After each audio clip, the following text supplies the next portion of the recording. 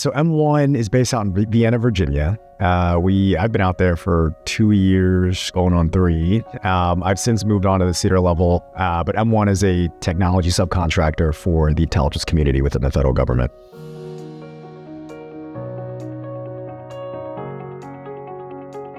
Yeah, funny enough, we've actually never transitioned the founder out of the business within this, portfolio. And I think everyone would say that relationships are very critical with customers, and it's always a small space, but especially with our customer being the intelligence agencies within the federal government, relationships are super critical and super key. And so I think we figured that out in diligence, that honestly hanging on to a lot of these founders, and actually the majority and all of these founders, and leaning in on those relationships to help double down on, business development, contract capture, has paid off in spades for us post-acquisition.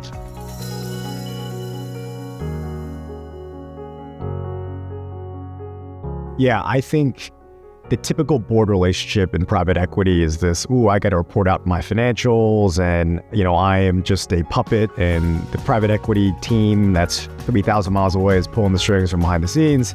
I think about the evergreen board relationship much more as a partnership. And that's what we'd like to think about and lead with in diligence, is that, we're here and we know that we're buying good business, we're investing in good people and leadership, and we just want to be a good partner to you in enabling that growth going forward. So, I think if you were to break down what the board meeting agenda looks like, it's not, 50 minutes on an hour schedule of questions, just drilling down and peppering the leaders of why do the numbers look like this, or what are you doing here today? It's a lot more of you bring your hairiest problem to us and let's be a thought partner to you and think through it. But ultimately, you are empowered to make those decisions and lead the business.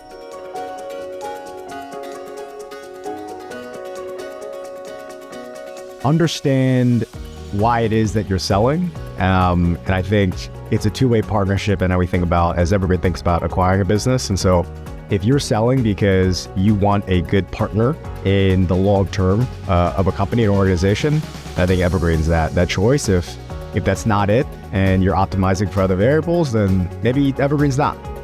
But really thinking about the decision as to why, as opposed to any other exogenous factors that may be influencing it.